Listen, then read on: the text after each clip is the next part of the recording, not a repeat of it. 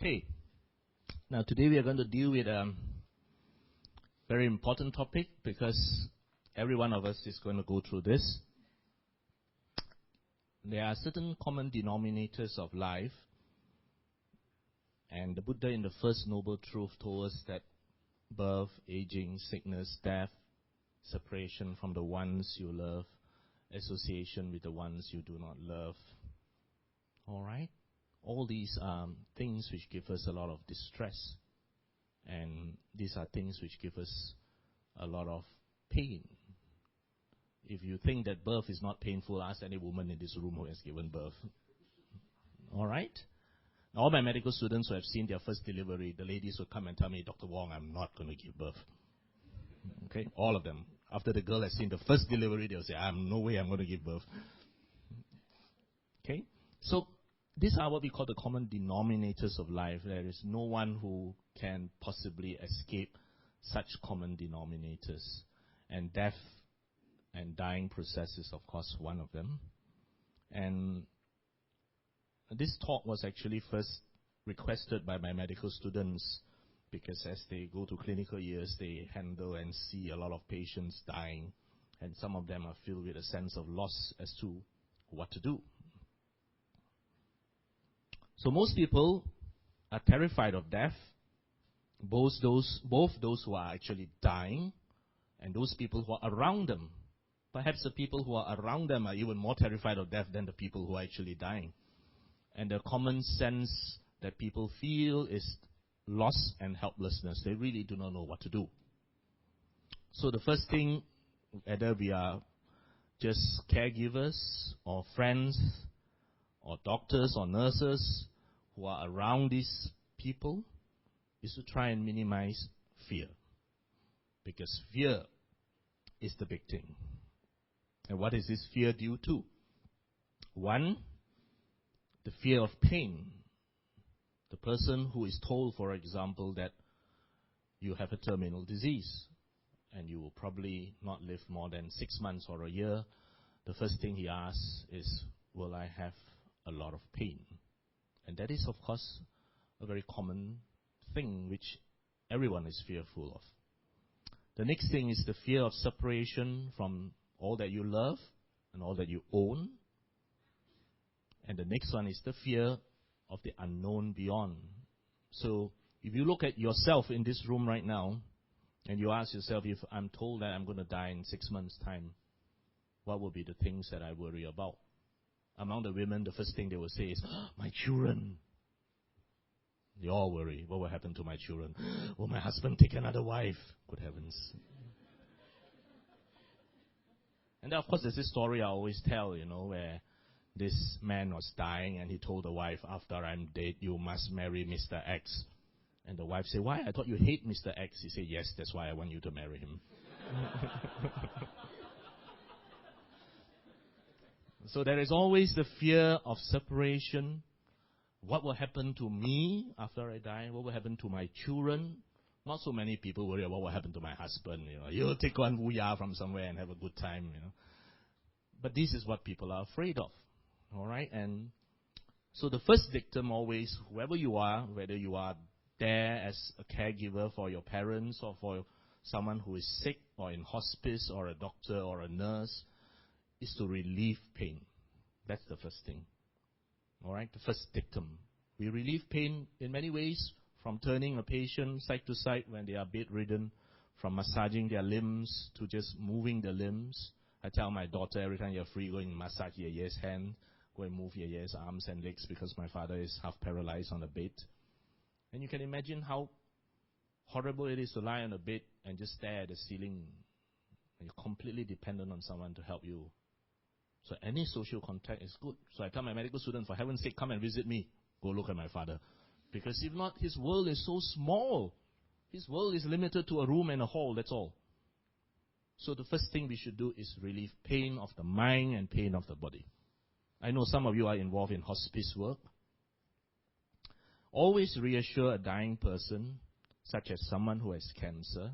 And nowadays, we all live older. We don't die from infections as much as before. Many of us will die from cancer. Because you live old enough, you're going to have cancer.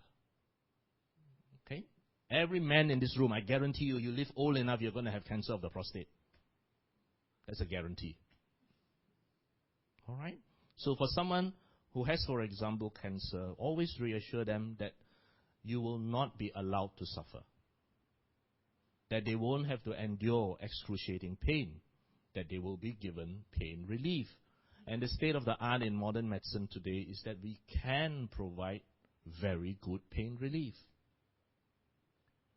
So when a patient or a relative or a hospice client, as you will call it, is being assured that there will be minimum, if not no pain, a big burden is removed. All right? So you need not be a doctor. It could be just your granddad who is not well. You assure the person that there will be no pain. Because people are afraid of pain. Who isn't, you tell me? Okay? So death need not be frightening. It is only frightening when one does not know anything about it and is not prepared mentally or spiritually. And we must always remember there are two parties involved, the sick person and the attendant, the sick person and the caregiver, the sick person and the family, or of course the patient and the doctor. And both parties have to be trained, both parties have to be treated, both parties need help. And this talk that I've drafted out actually addresses both parties. First thing all of us in this room must realize is realities. We all live in denial. All of us. Every one of us in this room. The first thing I want to remind all of us is that all of us will die. Sure as the sun will rise, one day you and I will die. But people do not want to face this reality. You know, even when a person is dead, when you attend a wake, you will find that the person who has died has been very nicely made up. All nicely powdered, be it man, be it woman, because people want him to look, oh, he looks so alive. And we are consoled. Even in death, we live in denial that, oh, he looks so alive. He looks just as though he was before he died. We all live in denial. The Chinese even worse. Young people don't see, you know. They don't even want the young to see the dying. Of course, if you're a medical student or a doctor or a nurse, then you're going to see people die every day in your career. So the first reality all of us in this room must realize is all of us will die. The remainder of your lifespan is decreasing continually. At the end of this talk, you have lost 1 hour, thanks to me. And death will come regardless of whether you have made time for it or not. Okay? And human life expectancy is uncertain. And there are many causes of death, including the collapse of this roof. If this roof collapses, we all will be crushed. Now remember that good health is merely the slowest way to die. All right? And people come to me and say, oh, Brother Puna, you must take organic food.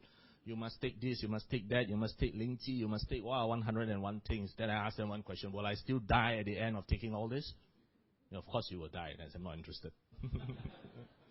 We are alive and therefore we will die. This is the simplest, most obvious truth of our existence. And yet very few of us have really come to terms with it.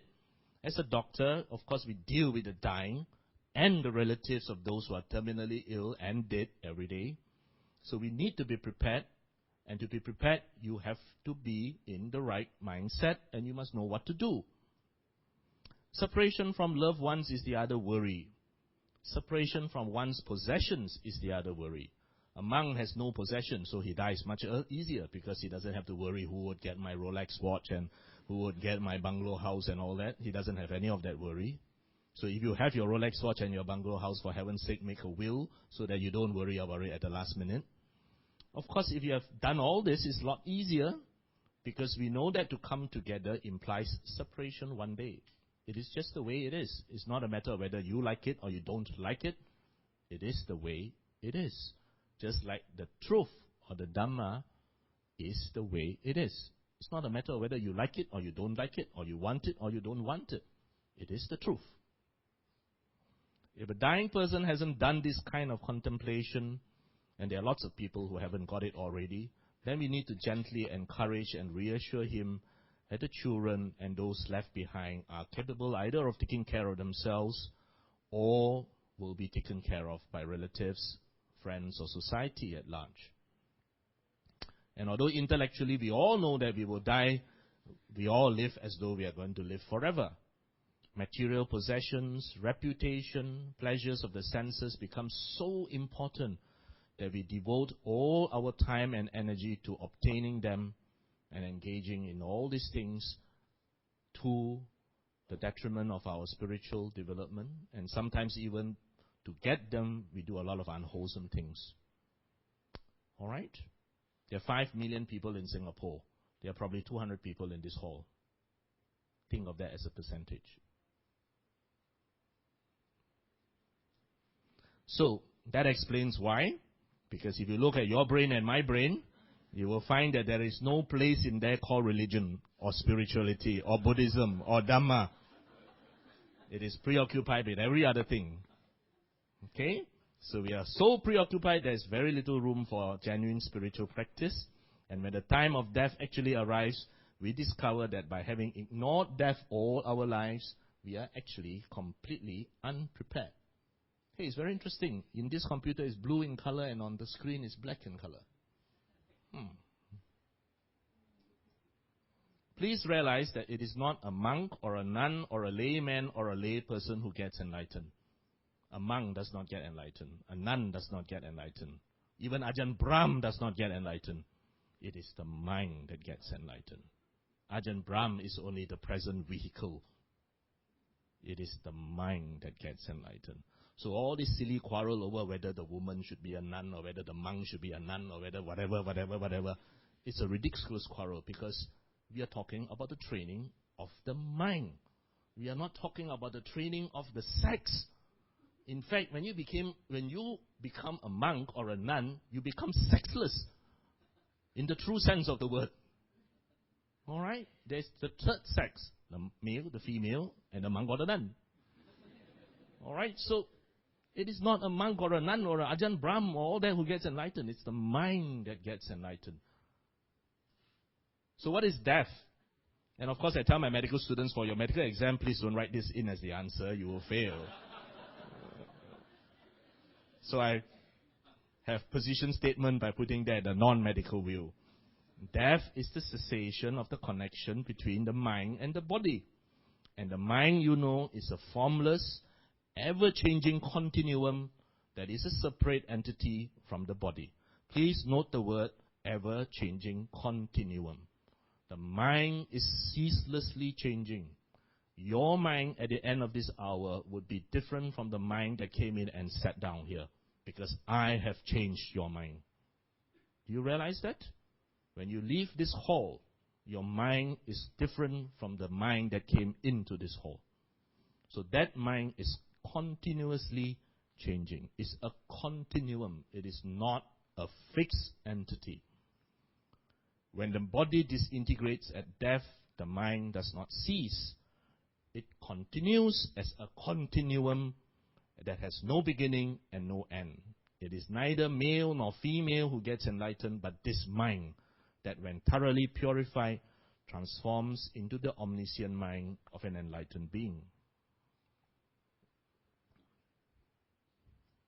So do not be unprepared. Okay? And these are two nice cartoons that shows you somebody who is unprepared.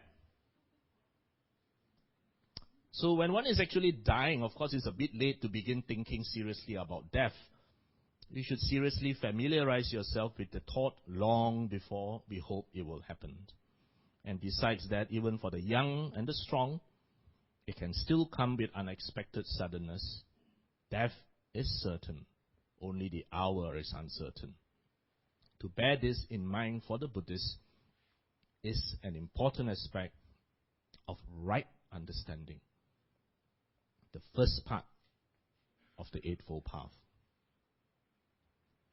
So it makes no difference whatever religion, the patient who is dying subscribes to. I just tell Dr. Ho at breakfast this morning, brought Dr. Ho along, good friend of mine from JB, who is a very good man involved in lots of social work, etc., etc.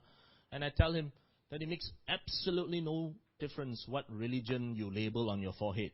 I'm a Seventh-day Adventist, I'm a Calvinist, I'm a Buddhist, I'm a Theravadan Buddhist, I'm a Mahayanist Buddhist, I'm a Tibetan Buddhist, Hindu, Islam, whatever, Shia, Sufi.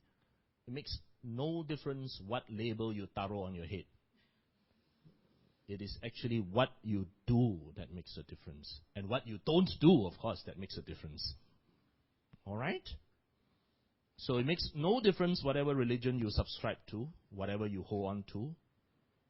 Whatever that is being done that is wholesome and good, let that be your strength and comfort at the moment of dying. And as doctors, as caregivers, and even as people like you all who visit hospice and old folks' home, you treat all patients of whatever belief and creed equally with loving kindness and compassion. And I like this saying. Mother Teresa said, if you cannot love the person whom you see, how can you love God whom you cannot even see? All right? And you know, people look back at the ancient cultures and say, the Mayans are so silly, they worship the sun. You know, the Chinese in the ancient days are so silly, they worship the moon, you know. But let me remind you, you can see the sun and the moon. People worship things they can't see. All right? So when considering the spiritual needs of the dying, the basic principle is to do whatever we can to help the person die with a calm and peaceful mind, with spiritual and positive thoughts uppermost. So now I come back to this one line. What do you mean by spiritual and positive thoughts? Thank you very much. So if you and I now are dying, for whatever reason, what spiritual or positive thoughts are you going to have in your mind? So some of you sitting in this room just now might have thought, what are we doing? Chanting Buddhang, Saranang, Gacchami, chanting all the precepts in a language that is completely foreign. Sorry, in a language that is in fact dead. Nobody even talks in that language anymore. Only scholars study in that language and read in that language called Pali. Nobody uses it for everyday conversation anymore. It's a dead language, just like Latin. It's only used in studies. So you may ask, why am I chanting Buddhang Saranang Gacchami, Namang Saranang Gacchami? Why don't I just do it in English? Well, you can do it in English. In Metta Lodge, we do it bilingually. I think that if there are enough people in this hall who votes to have it bilingual, I think you should do it bilingually, because there might be actually new people who have no idea what Panatipata means. But why are you doing it? See, you come here every Sunday like Louis, or you come to Metta Lodge every Thursday, and you do it. After a while, your mind is conditioned to associate that word or that chant with what you considered wholesome. All right? You have conditioned it in your mind that when you hear the words Buddhang Saranang Gacchami, you think of Buddhist fellowship. Of course, Buddhist fellowship, not a very good example because you keep on moving places, so you keep on thinking of so many places. But never mind, you still think of the image. It's a constant image. Okay? Think of the image. Don't think of the surrounding. Just think of the image. On the other hand, you might say, why do we even think of this image? I can assure you the Buddha doesn't look like that. Because if you look at the canon, the Buddha looks like any other monk. He doesn't have little curls on his head. He was bald. All right? He just looks like any other monk. But it makes no difference. Because you have learned to accept this icon as the Buddha. And by looking at this icon, you are reminded of a wholesome spiritual state. So your training in chanting Buddhang Saranang Gacchami, Panatipata, Itipitso, these conditions your mind to associate that with wholesomeness. Such that, for example, when you are actually dying in there, and somebody comes, like Brother Jerry, etc., and chant for you, Buddhang Saranang Gacchami, your mind immediately can recognize that this is something wholesome, peaceful. And you know that your sense of hearing is one of the last to go. That's why we never scold people backwards when they are under operation or in ICU, because we know they might hear us. No matter how angry the surgeon might be, never scold, because the fellow might actually hear. All right? So, do you understand? There is a logic in all that you do. I keep on telling at every sharing, never commit intellectual suicide. if you are asked to believe that my mother is a virgin and you believe it, then you're either very naive or you're really not a very scientific person. You understand what I mean? You never commit intellectual suicide. How can Dr. Wong be born and his mother be a virgin? Something is not right unless I'm adopted. Was I adopted? I don't think so. So we always say never commit intellectual suicide. Always ask why. Always ask why. If I'm asked to chant by Brother Jerry, why? Why? Why do we chant? Why do we pay respect? Why do we use this image? Why don't we just have a blank wall like the Muslims? Okay? You understand? So that at least when you are dying and I chant for you, you know, that's Dr. Wong chanting for me. Mindfulness is the path to the deathless. Inattention to the path. Inattention is the path to death. The mindful do not die. The inattentive are as if already dead. And your 10 minutes training just now was not a training in meditation. It was a training in mindfulness. Quiet and beneficial atmosphere is the most beneficial place when one is sick or dying.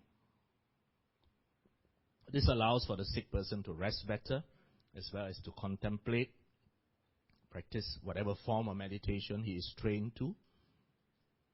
So every religion teaches us to be good, and the teachings of an afterlife is common to all of them, be it reborn in heaven, be it reborn in hell. Now, if you, like some of my good friends, come and tell me, no, Dr. Wong, I do not believe in rebirth. I say, if you do not believe in rebirth, you are in big trouble. How are you going to go to your religion's heaven? You're already dead. For you to go to your religion's heaven, you have to be reborn there. So if you tell me I do not believe in rebirth, you're in big trouble. So be it reborn in heaven, be it reborn in hell, or be it to be born again on earth. Okay, and I love these two cartoons. The first one says, we'll trace you, you own tax from your last life. Okay, and second one, the girl says, I'm not in this life, I'm not going to date you. Now that she's dead, she says, yes, I've come back as a chameleon, I'll date you. So, all of us can be friends to the people who are sick, to families who are caring for the sick. All of us, no matter what your vocation. Does the person who is sick have a specific religious belief? If whatever his religion is, remind him of his religious belief, because he associates that with wholesomeness. Never impose your belief on him. That only causes confusion. And the last thing you want in the mind of a dying person is confusion. So if he believes in whatever he's believing in all these years, be at peace with that religion, because that is what he associates with wholesomeness. If he is not a religious person, encourage him to have positive thoughts of all the good things that he has done, whatever good things he has done. Put mementos, put photos, whatever. Okay, when you are the big consultant in the ward, of course, please allow people who are sick to have a spiritual image, object, a little CD playing his favorite music, whatever, so that he is reminded of the spiritual practice. You know, we are always taught to replace a bad thought with a wholesome thought. You know, sometimes I have bad thoughts which arise, and you replace it with a wholesome thought. That's one technique. Okay? You replace an unwholesome thought with a wholesome thought. And in a person who is not well, of course, people are not at ease. They feel pain, they feel discomfort. You want them to be at peace. And being with friends, spiritual friends of whatever faith, is usually something people remember fondly. And you play a CD, for example, of the metta chanting or the Ratana Sutta. Most of you in this room will be able to recognize it, and you calm down. All right? So allow the relatives to chant, recite prayers, etc., etc. The reason I put up this slide was about a month or two ago, there was a lady, a very elderly lady, over 80 years old, whose daughter had long migrated to Anzac 30 years ago, whose husband has long passed away, and she is alone in Johor Bahru. A maid takes care of her, and now she's too sick to be cared for by the maid. So the daughter has come back from New Zealand to take care of the mummy, but she could only be here for a few weeks. She has a family in Anzac. So when she came back, she made arrangements to send the elderly lady to a nursing home, and a very good nursing home, run by a Christian mission. Okay? And then she was giving off all the parents' books, etc., etc. And so the reason I was called was because she said, I want to give all the books away. So I went and collected all the books and gave it to the Rotary Club. So this elderly lady was finally sent to a nursing home. And she is a French woman, married to a Malaysian. Okay? And she is a Buddhist. So she used to have her little Buddha image with her. So now that she's been sent to this nursing home, the daughter complained that the one thing she was very disappointed is the nursing home does not allow her to place her little Buddha image besides her. It was a Christian mission home. So to me, that's a bit sad. Okay? But to me, I said it's all right. When you come to think about it, you know, for at least a few hundred years after the Buddha passed away, there were no Buddha images. This only came along when the Greeks invaded northwest India. And the Greeks brought their culture of making beautiful images. That's why if you look at the Gandhara images of the Buddha, the early images of the Buddha looks almost like a Roman with a tonga, a beard, long flowing hair. In fact, he looked exactly like Apollo because they based the image of the Buddha on Apollo. Now, for a few hundred years before that, what represented the Buddha was a pair of footprints. And if you want to ask me, actually a pair of footprints is a far better icon than this behind me. Because what are you asked to follow? The Buddha very specifically asks us not to venerate his person. You follow the path that he walked. And that's why for the first 500 years, or maybe around that figure, the image that represented the Buddha was a pair of footprints. Because you follow the path that the Buddha walked. We literally walk on the footprints that he left behind. So if the nursing home that I'm being sent to by my daughter doesn't allow a Buddha image, it's all right. I put a pair of slippers there, it's all right. I don't think they would not allow me to bring a pair of slippers. So this is a nice cartoon. It's a blank leaflet because they are atheists. So we must always be neutral, whatever we are, as a caregiver, as a doctor, as a student, as a relative, as a friend. We treat patients of all faiths equally because, as I said right from the beginning, what you label yourself makes no difference. It is your acts and your works that makes a difference, not what you say you believe in. And while the patient has his own beliefs and practice, we must never impose our belief or our values on the patient. If I impose my values on the patient, then all the HIV patients in the hospital, who's going to treat them? If you say, hey, cannot have sexual misconduct, cannot abuse drugs, this fellow got HIV because he's a drug user, who's going to treat them? So we never impose our values, okay? Now, it is important to avoid religious activities that are inappropriate or unwanted by the dying person. And very often we see attempted bedside conversions. These are really inappropriate, and it may even anger the dying person and the loved ones. So I repeat, never impose your belief on others. Deathbed conversions is very common in Malaysia. You can go to any hospital. As the guy is sick there, people would come and say, Uncle, can I pray for you? Can I chant for you? Whatever. It's a very common thing. And some people get very upset. All right? Some people, of course, when you're sick and you're promised a miracle, you grasp at straws. Okay? But we should never do that. Even the Buddha had to be invited to share the Dhamma. I hope you realize that gesture. I do not know whether it is historically true. That I cannot verify.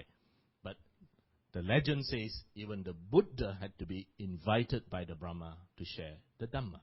So we never go around imposing your Dhamma. You do not see any Buddhist standing at the corner of Orchard Road saying, believe or you will die. All right? Because for a Buddhist to share, you have to be invited. Even a monk is invited before he shares the Dhamma. In some traditional Buddhist temples, they still chant that Brahma chant, that the same request that Brahma requested the Buddha to teach the Dhamma. So the basic aim is to avoid any objects or whatever that will generate anger, confusion, negative emotions in the mind of the dying person. And to remind ourselves all the time that the dying process is of great spiritual importance, and you do not wish to disturb that mind state. And we have to do whatever we can to allow the person to die in a calm, happy, peaceful state of mind. So I've addressed two things. First, pain. Second thing, letting go. The attachment part. Now, this is very important. This is where my daughter is very important. Because every one of us in this room must answer this, so that the person that you are leaving behind knows what to do. Okay? So, should you be dying? Do you want to die at home? Or do you want to give instruction, I don't care what you do, you sell your house, you sell anything, you keep me alive at all costs on a ventilator or whatever. And even after I'm dead, you cryopreserve my brain in case in the 25th century they can bring me back. So let your descendants know, what do you want to do? I tell my daughter, she's here now, let me die at home, because I am familiar with my home environment. I'm very comfortable in my home environment. I know exactly what I have around my house, and I know what is be able to give me peace. All right? So, first thing, answer this question. Do you want to die in hospital, nursing home, old folks home, or at home? So, at home, huh? Okay? Could a loved one correctly describe how you would like to be treated in the case of a terminal illness? To be kept alive at all costs, or to let nature take its course? Let nature take its course. It is ridiculous.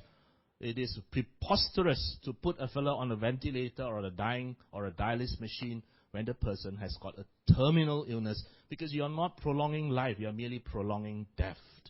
And you've got to be very clear in your mind. I tell my medical students, for heaven's sake, have the common sense wisdom of deciding, are you prolonging life or are you prolonging death? Okay? For it is only in the last 50 years or so that mankind has the ability to prolong death. I hope you realize that. Up to about 50 years ago, everybody who had a terminal illness died naturally. It is only in the last 50 years that we are prolonging death. Clear? So, if I have a terminal illness, just let nature take its course. Treat my pain. Leave me as comfortable as possible. Let me be at home. All right? Is there someone you trust that you have appointed to advocate on your behalf when the time is near? That means that someone have power of attorney. Because if not, at the time when you are dying, people do not know what to do. Who is in charge? Who has power of attorney? So please appoint somebody to have power of attorney to make decisions on your behalf. If not, the family becomes very kalam kabut. They don't know what to do. Okay? My oldest girl is going to graduate as a lawyer, so it's very easy for me. Have you completed the following? Written a living will, appointed a healthcare power of attorney, whatever, or advance directive, do not resuscitate? Think about it. Okay? All of you in this room, think about it. And, of course, we must respect the wishes of the terminally ill. Patients who request for do not resuscitate, then do not resuscitate. And the reason I bring it up is because in Malaysia, we have lots of people who actually make that decision way beforehand to donate their organs. But actually, when they are dying or just dead, their relatives refuse. So, please respect the wishes of the terminally ill. Okay? Common sense and wisdom must prevail, because to the terminally ill, death is not the problem, but the gate to a new state, irrespective of his or her religion. Now, is there anything for the attending doctor, relative, caregiver to fear from the dead? Well, really, actually, nothing beyond the fear of infectious diseases. Of course, if the person had died from an infectious disease, then there is the need to make sure that that is not transmitted. But other than that, there is really no fear. And as far as you are concerned, be good to the Dhamma, and the Dhamma will be good to you. Only the ignorant fears because of superstition. There is really nothing to fear. Now, the goal of Buddhist practice is to develop the mind to its fullest potential, and this involves the perfection of compassion and wisdom. Spiritual well-being involves developing a calm, compassionate mind. Your training in meditation just now helps you to develop a calm mind, because while emotions arise, you need not be so emotional. And working with the suffering of illness, with people who are dying, is a very good way. So I tell my medical students, you are in a very good position, because you are in a position to help many people. And I spend more time teaching than actually working now, because I say that's even better, because how many people can I help by sitting in my clinic? It's all on a one-to-one basis. But if I train 100 doctors, that 100 people can touch far more people. And of course, I try to taro my values down their throat like Peking duck, You open the mouth and you shove the values down their throat, So let us apply this mind of metta karuna to dying patients. And metta, as you know, is a quality which protects you against any malevolent beings as well. So, as far as the doctor is concerned, relieving pain and other distressing symptoms like breathlessness, the inability to breathe, that is of utmost importance. As doctors, we have to reassure the family that everything possible is being done to make him comfortable. Not keep him alive at all costs, but make him comfortable. For a highly stressed family would transmit that stress to the patient. So you're not only treating the dying, you must also treat the immediate family members. Allow the family venerable, the pastor, the imam, whoever, to be with the family and the patient. And this is especially so in hospital environments whereby they are very strict. Oh, this one cannot visit, that one cannot visit. I think that's silly. All right? If the person is dying, let their religious advisor come and visit. Because that person is a symbol or an icon of spirituality, of wholesomeness. And that is important. He needs to give emotional support to the family and to the dying. And of course, allow the family space to grieve. Very often you see in hospital, the person die, immediately a whole team will descend, out with the drip, out with the nasogastric drip. And the next thing you know, the guy is wrapped out like a mummy, because the nurses are trained to do that. And the patient dies in hospital, first thing is they activate a team. It descends like a flock of doves that come. One will take out the drip, one will take out the nasogastric, another will take out the catheter, and the next thing the legs and the hands will be tied, the nostrils will be stuffed with cotton, and the person is wrapped around literally like a mummy. And that's because nurses are trained to do that. Okay? But we must have common sense. Give the family time to grieve. A half an hour delay is not going to make any difference. Okay?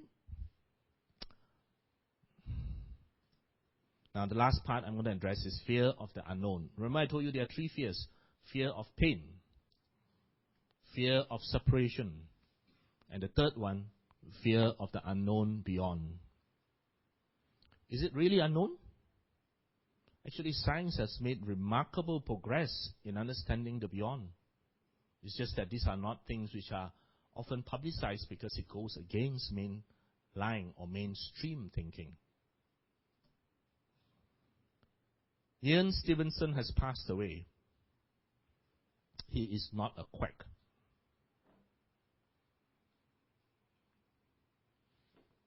Ian Stevenson is not even a Buddhist. Ian Stevenson is a Canadian who became the head of the Department of Psychiatry at the University of Virginia.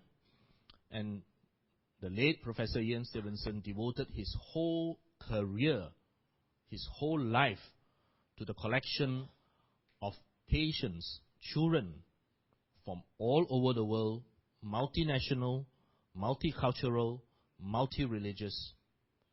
Every time somebody reports to him there is a child in Korea, UK, wherever, who can recall their past life, Stevenson will activate his team, fly there, and interview using standard scientific protocols.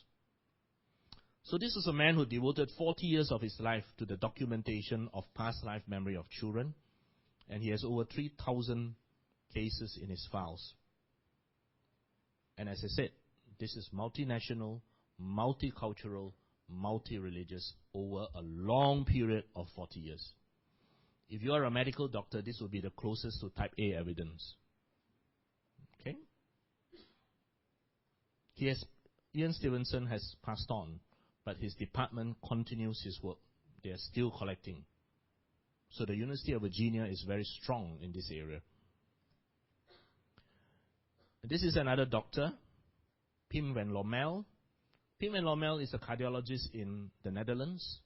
And as a cardiologist, you deal with a lot of death because a lot of people come in, have MIs, heart attacks, and they have arrhythmias. That means the heart beats irregularly, and they technically die.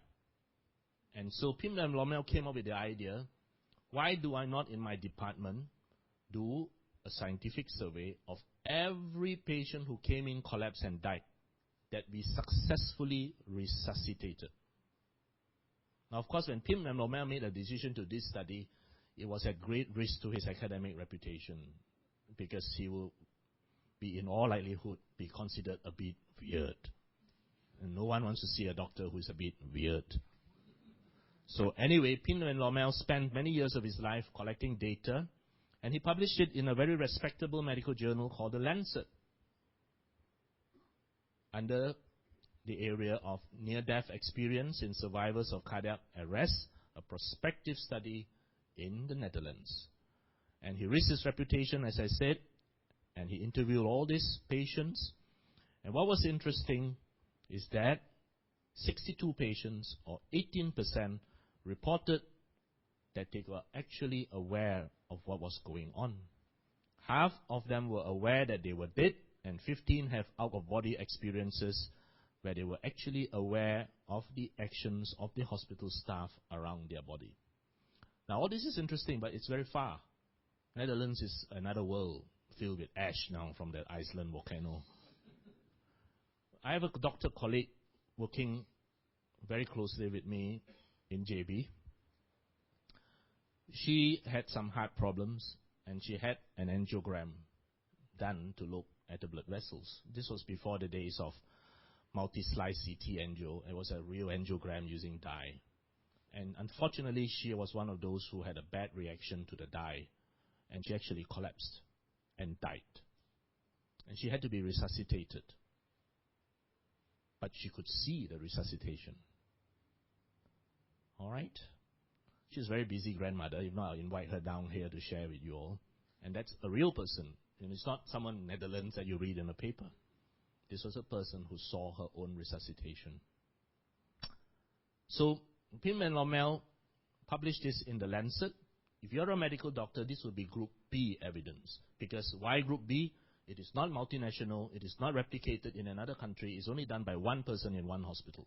It would be considered not very strong evidence, so it would be Group B evidence. And finally, we have this gentleman, Brian Weiss, that you will find all over YouTube. You just go to YouTube, type the word Brian Weiss, and you've probably got hundreds of videos uploaded, because he's very much alive. Lun Shin hasn't finished reading the book, I assume. Okay. Now, Brian Weiss was a professor of psychiatry at the University of Florida.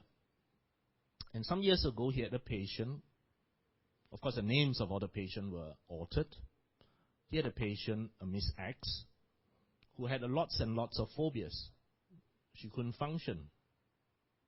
And so, as usual, you send them to the psychiatrist. This patient was, in fact, working in the same hospital as he was. So this patient was referred to the head of psychiatry. And so Brian Weiss actually looked at her and treated her the usual way, psychotherapy, blah, blah, blah, the usual, and found that he could go nowhere after a year. So after a whole year of treatment that went nowhere, he suggested, why don't we try to regress you to childhood? Because a lot of childhood things that happen apparently give rise to phobias as we become older. So if your mother had forced you on the potty when you were a kid, you are supposed to be obsessive later on, etc., etc. Okay? So Brian Weiss suggested to this girl, why don't we regress you to childhood and see what happened in childhood that gave rise to all your phobias now? And she said, yeah, why not? So under hypnosis, Brian Weiss regressed her to childhood. But to his surprise, she didn't go back to childhood. She went back to many, many lives. And over a period of I think, a year or so. She documented 60 over lives with remarkable accuracy. Of course, Brian Weiss didn't run around telling about it. For 10 years, he kept it to himself because he was an academician. And he knew that if he opened his mouth and talked about this, he would be another quack who would probably be seen too many psychiatric patients. He's a bit sot. So for 10 years, Brian Weiss didn't talk about it until, of course, he's much older, and he decided that this is something he could not keep. And he wrote this book, Many Lives, Many Masters. You can easily get this book at Kinokuniya or any one of the big bookshops. But this will be considered Class C evidence, because this is only the experience of one man with one patient. It will be, in medicine, not be considered as very strong evidence, because to have very strong evidence, you must reproduce it in many, many patients, many, many cultures, many, many nations. Then yes, it will be Class A evidence. All right, you can get this book anytime. You just got to change the word soul to consciousness, masters to devas, and you've got a Dhamma book. Now, there is one more very interesting book that I read, but it only had about 2-3 pages about this. And it was very interesting because this was written by a neurosurgeon. A doctor friend in KL gave the book to me because he said, you should read this book. This neurosurgeon practices in America. And he collected a few cases whereby he couldn't explain using scientific things, and he basically put it in a book after changing all the names. But there was one patient with a brain tumor that he had to excise. And it was in a very difficult part of the brain. And so they were really scratching their head how to access this tumor and removed it. And he came to the decision that what we should do, since we need time and we need bloodless surgery, is that we should put this patient deep, deep down in his body temperature. And now with cardiac bypass machines that are used for cardiac bypass surgeries, that could be done.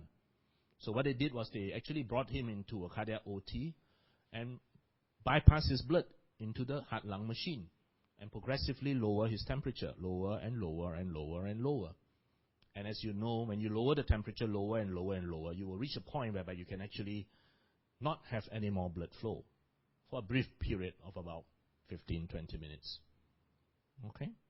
So they actually lowered this patient's temperature, it's a lady, down, down, down, until the EEG showed no more brain activity and there was no more blood flow. So he could access and do literally bloodless surgery. Okay? So the surgery was done. It was successful. And after that, you restart the heart-lung machine and the patient revived. Okay? But what shocked him was that during the surgery, as during all surgeries, there's a lot of talk. Right? The nurse will be teased by the surgeon, the anesthetist will tease his assistant, all sort of things go on. And so there was a girl there who got married, one of the nurses, and they were talking about her marriage, about her wedding ring, etc., etc. So at the end of all that, when the patient was actually back in rehab, back okay, one day she asked about the nurse's wedding ring. And everyone was shocked. How in heavens did she know about the nurse's wedding ring? Now this particular patient was very interesting because there was zero brain activity. The EEG was flat. And this doctor who operated on her said, I couldn't explain it. Why would this woman with a flat EEG and no heartbeat be able to recollect or know or be aware of what happened in OT? So, Brian Weiss, of course, is not a fool either. He graduated magna cum laude, which means top of his class. All right, and he spent years as a psychiatrist. Saw Catherine, 27 years old, 1980, who came for a lot of phobias, anxiety attacks. And Catherine remembered 86 past lives. All right? 10 years, Brian Weiss kept it to himself, fearing it will ruin his academic career, but finally decided that it should be revealed. And interestingly, the technique of past life regression is available even in Malaysia. I'm sure it's available in Singapore. I do not know who, but I'm sure it is available in Malaysia. So I told my wife, I want to go and try. And she said, don't you dare.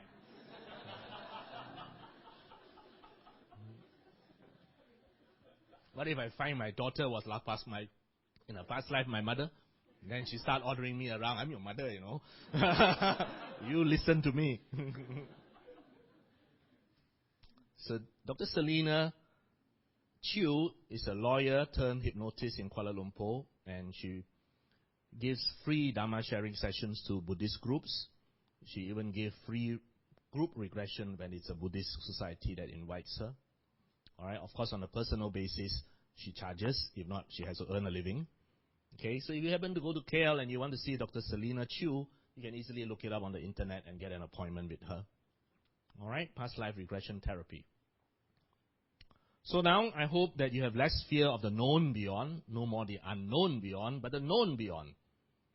Give your body away to help another. Why let it rot or burn? And I tell my daughter, after I die, the next day cremate me. Don't spend a lavish sum of money doing all kinds of things that will not help me. Just cremate me, okay? Let's be a bit green. Don't occupy more earth. Just cremate me. But before that, as a last act of charity, give your body away. All right? As a last act of charity. In Malaysia, you got to be on the positive. That means you got to say, I give. In Singapore, it's easier. You don't have to say anything. You give. All right? In Malaysia, you give. Then they ask you, what do you want to give? I say, give all. What for? Select, you know. What difference does it make? You're going to give bits and pieces. Myself take all, I said, you know. If you can actually take everything, then save the funeral cremation also. So unfortunately, there's no book called Dying for Dummies. So for us as Buddhists, here are some simple instructions when you die. Do not get angry. Pay attention to the moment like you did just now. All right? If you could look at your breath just now, you could look at your breath when you are dying. Take care of your death. Do not get angry, because at that critical moment, if you are angry, you are mad, you may be reborn in a bad realm. Because remember, the mind is a continuum. I told you earlier, one moment conditions the next, that conditions the next, that conditions the next. At the end of this, when you walk out of this hall, your mind would have been conditioned by this 1 hour talk. So the moment now conditions the next moment. So if you are very angry, etc., you condition the next moment to be unpleasant. Forgive and forget. Do not think of your enemies or vengeance, because you will take vengeance endlessly if you do so. Do not become attached to material possessions or wealth. Try to give most of them away when you are still alive and appreciated. There's no point giving them all away when you're dead. You know, try and give them away to someone that appreciates it when you're still alive. So I have one little cartoon in my house. It shows a family going to the lawyer. And the man is going to read the will of the uncle's last will and testament. And so they took out the last will and testament, and it says, being of sound mind and body, I spent it all. So I always tell my first daughter, the soon-to-be lawyer, that shall be Daddy's will. And she said, no, Daddy, you're wrong, because I'm going to spend it all. So try not to be so attached to your attachments.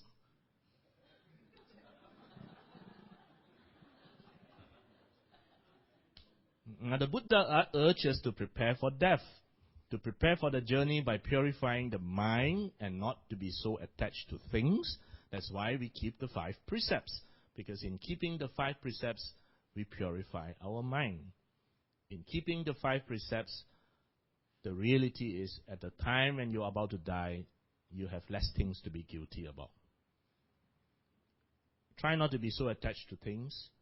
To be able to let go, release ourselves from needing to be, from needing to have. Through this, we will not suffer so much as we pass through the final stage of this present life.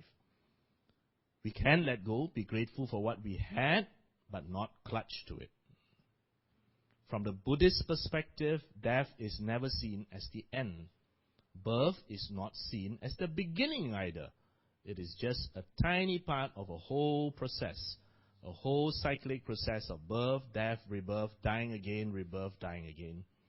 And if one has some appreciation or understanding of this, then death begins to lose its sting, because it is not final. It is not really the end. It is just the end of a cycle. So in reality, there's no death, only transition. So the real question is, how can we live our life now to make our transition as smooth and easy as possible? Simple.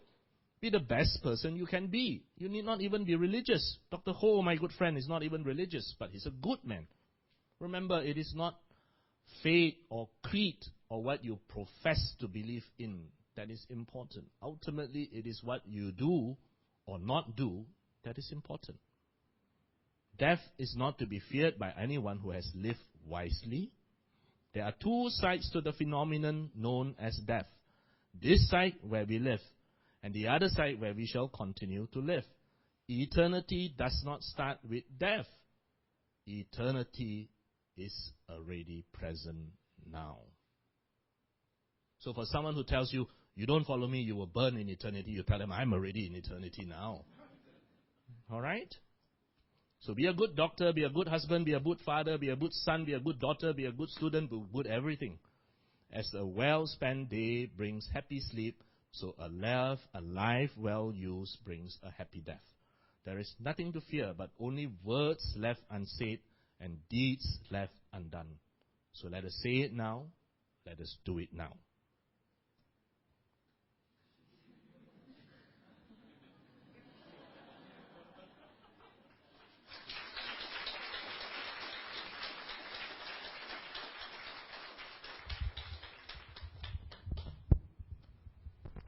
Let us thank Dr. Wong by saying sadhu 3 times. Sadhu, sadhu, sadhu. Thank you, Dr. Wong, for the inspiring talk. So now we still have like 5 to 10 minutes for question and answer. Anyone has questions? Robert, I haven't seen you for a long time.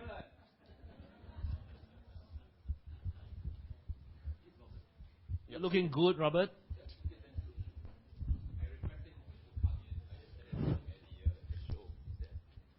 Good morning, Dr. Wong and everyone, brothers and sisters. I was lost and I'm found now. I'm back. Now, I want to make an acknowledgement of thanks. 2 years ago, I presented a personal problem to you, and you gave me a sound advice. I followed, and it's successful. Right? Today, I need another advice. 2 years later. But between then, it's suffering, right? It's a different problem. The first, actually, I have 2 questions, but the second question, I will, if I have time, I ask. If not, another time I'll meet you again or in the next life. The first question is this. Today, the topic is about dying and death. Now, personally, in my past, present life, but past, there are 4 occasions where I nearly died, right? And you are right. If you live long enough, for men, they may have prostate cancer. So in 2004, I had one, and I'm still alive. Now, talking about death, my wife is a Christian. Some of the relatives are Christian, some are Buddhist. My wife is over there. Where is she? Christy, eh? She's a Christian, and she comes to Buddhist talks occasionally. And I also attend Christian talks occasionally with her. Now I'm at an age where I should be thinking of dying and death, right? And also living, right? So I prepare her. I say, okay, when I die, what kind of rights should you give to me? As a Christian, you can give me a Christian right. But what if the relatives were to say, those who are Buddhists and Taoists, they also want to have Buddhist, Taoist rights? I say, go ahead, right? But don't quarrel over it. But the problem is that if they quarrel over my dead body, how will it affect my consciousness? How do you resolve this problem? For me, it doesn't matter. I'm already dead. Right? But spiritually, it has to matter, because if they quarrel in front of my dead body, something bad is going to, it will affect my rebirth, right? Okay. The second question, which I will not ask, but it's something like to help my friend, a good friend, who is a devout Buddhist, who goes for meditation and courses. And what troubles me is that every day I receive emails of sexual connotation. And he says that's a good one. So how do I, of course I can follow your advice regarding myself, to inspect but not expect and let it go. But how do I help him? Thank you. Well, good to see you in good shape, Robert. Good to see you too. Well, we are both getting old, as we can obviously see from the nice photographs that I put up. All those photographs are in my wife's purse, you know. Those are all my passport photos from the time I was, I don't know what age. And so faithfully, every time I change my passport, you have to take a new photo and she'll put one in her purse. So one day I saw all these photos and I said, hey, let me scan all of them together and really show people what anicca is. It's impermanence. You can really see the impermanence. So back to Robert's question. Okay, now let us be very clear about one thing. Funerals are not for the dead. Funerals are for the living. The dead is dead. Okay? Unless the doctor made a mistake, the dead is dead. And that is why it is called a wake. Because in the old days, they were not sure whether the guy is really dead. So let's attend a wake and see whether he wakes up. That's why it's called a wake. You mean you guys didn't know? It's actually called a wake because he might actually wake up. All right? But nowadays, I think doctors don't make mistakes over whether the guy is dead or not. So funerals are not for the dead. Funerals are for the living.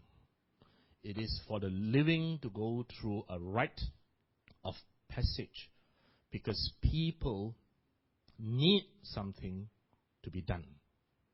If you just say, oh, the guy is dead, let's bury him. Or the guy is dead, let's cremate him. People have this feeling of emptiness. They need something. And it is a rite of passage. Just like getting married, you go through your usual tea ceremony, you throw a big lavish wedding dinner, and you're married. Or you could just get married by getting registered at a registrar of marriage and walk on.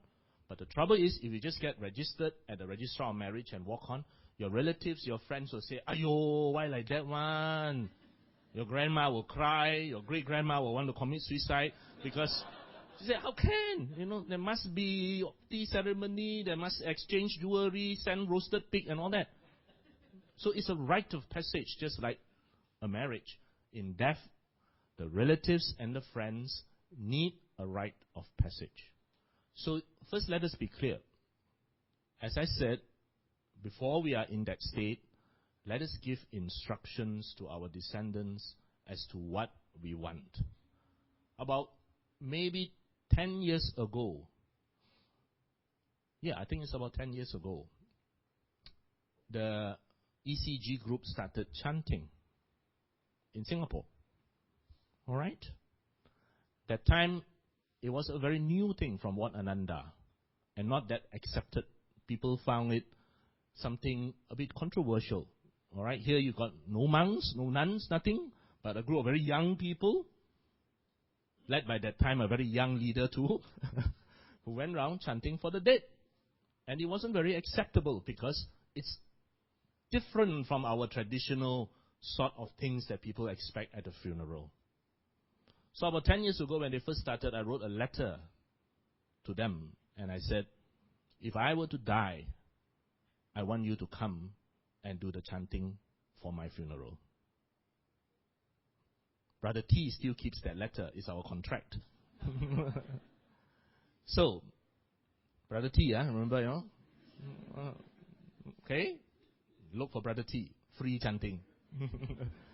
So, before that day happens, you guys must first give clear instruction. What do you want? Do you want Brother T's ECG group to give you the unconventional Buddhist chanting? Or do you want the Theravadan monk to come and do the traditional chanting? Or do you want whatever Christian service to come and do? Please make a decision. Because if you don't, then the people that you leave behind are put into a difficult position. And as Brother Robert said, they might even quarrel over his dead body as to what to do. Okay? So one, please make that decision so that they don't quarrel over your dead body. Include it in your will that if you don't do this, you get nothing.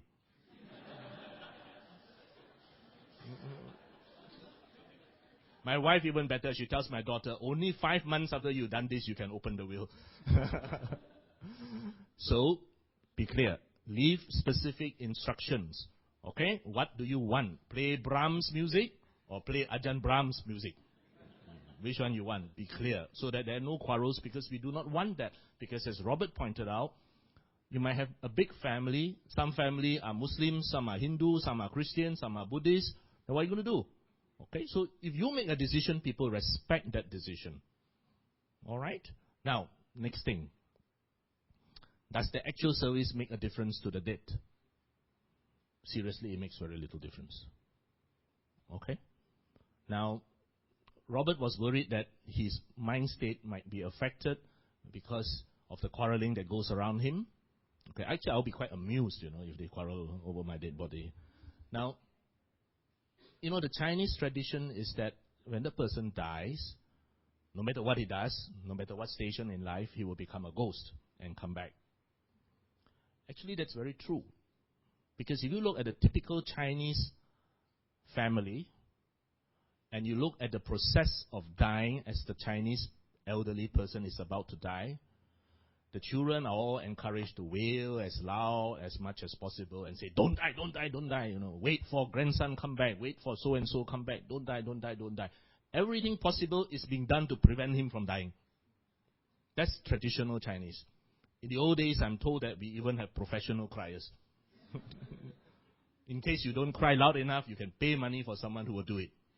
So what that happens is that we actually condition the dying person's mind to be very, very attached to this environment, to this house.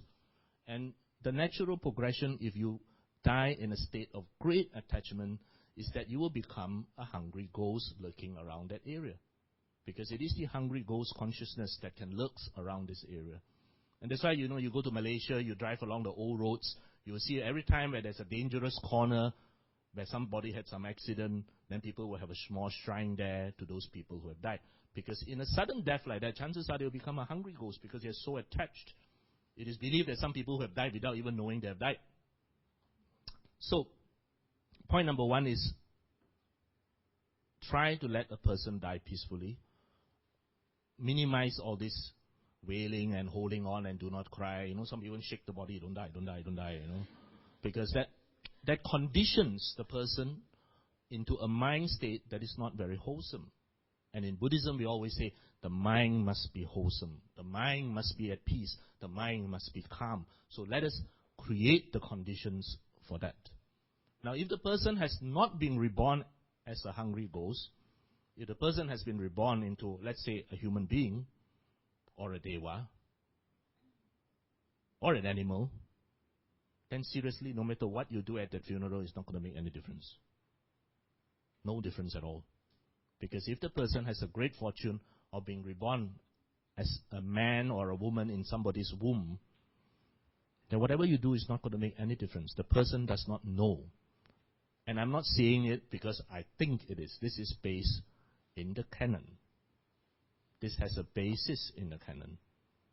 That if the person is reborn into an animal realm, reborn into a human realm, or reborn into a hell realm, or reborn into a deva realm, then whatever you do at the funeral is not going to make any difference. Alright? Now, if the person has been reborn into a ghost realm, okay, then the consciousness might be lurking in the vicinity. And that is actually when we do acts like offering of robes, offering of requisites, and we say, we offer this on behalf of the dead person. May the person rejoice in the merits of this. Alright? That is when we say, oh, we make a donation to a school, or donation to a church, or donation to a charity, or an orphanage, in the name of the dead person. And we say, may he rejoice. Because you know that if the person is aware and he rejoices in that act, okay, then that act of merit may help him to be reborn into a better realm. The ghostly realm is a very transient realm. Okay? So, back to Robert. Unless you are born as a hungry ghost, then it makes very little difference. If you had been reborn into the Christian heaven or the Buddhist heaven, by all means, enjoy yourself, your holiday in Langkawi. Alright? If you have been reborn as a man, you'll be back in Buddhist fellowship for another class of the future. So I think that what Robert's problem is very simple. He just needs to be very clear about what he wants, give specific instructions, and there will be no quarrels. As I pointed out in the presentation, it actually makes no difference what Robert calls himself. He can call himself anything from Christian to Hindu to Muslim to Theravadan Buddhist to Mahayana Buddhist. It makes no difference. Because what you call yourself is just a label. It's actually what we do in our everyday life that makes a difference. So, whether he calls himself a nominal Buddhist or a committed Buddhist or a full-time Buddhist or a part-time Buddhist, to me is irrelevant. It only matters in government statistics. Beyond that, no point. So, let him find out what is it that he is most at peace with, instruct his descendants. That's it. Let's respect his wishes. Okay, second question is far more difficult. He got a meditating friend who is very naughty up there, how to help him. To help him, I think we need to bring him to Buddhist fellowship and make him sit through some of these talks, All right? Okay, I think we only have time for one last question, and then Dr. Wong will be here for the whole afternoon, so you still have time to meet Dr. Wong and ask questions later on. So I'll pass to Dr. Henry Yeo. Thank you, Dr. Wong, for excellent talk and slides.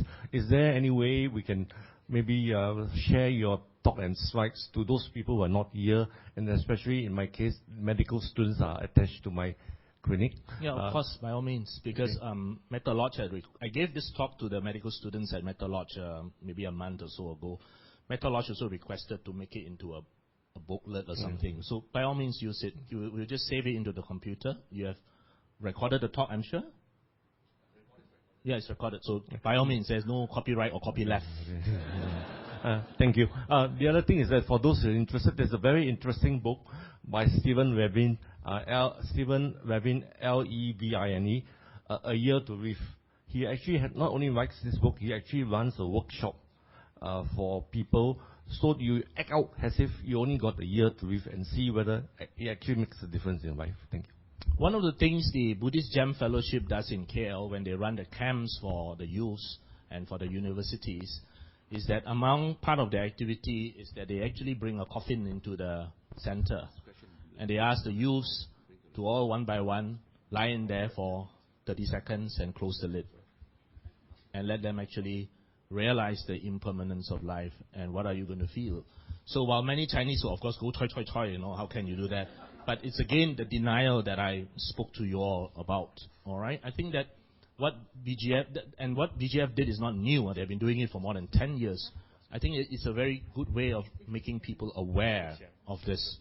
All right? And I think what Dr. Henry said is also absolutely true. All right? We have to be aware. If not, again, we'll push it in the back of our minds. Dr. Wong, this is to share. I'm Robert's wife, Christy. Yes. From what I know of him, he wouldn't accept Christianity. But I accept that. I respect his decision. And where his rights are concerned, he has already voiced up to me. He said, when I die, you contact Angie Mansfield.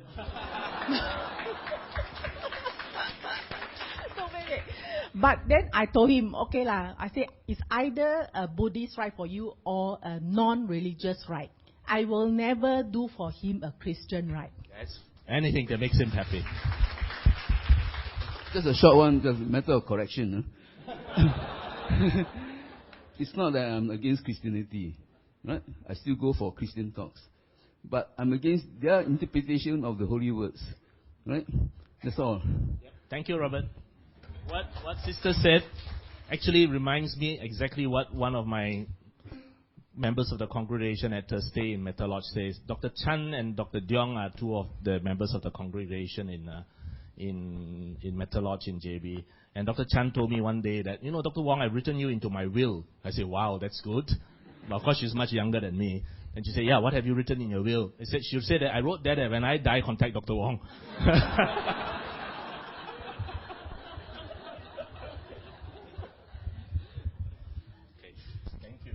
Okay, thank you very much, Dr. Wong. As I mentioned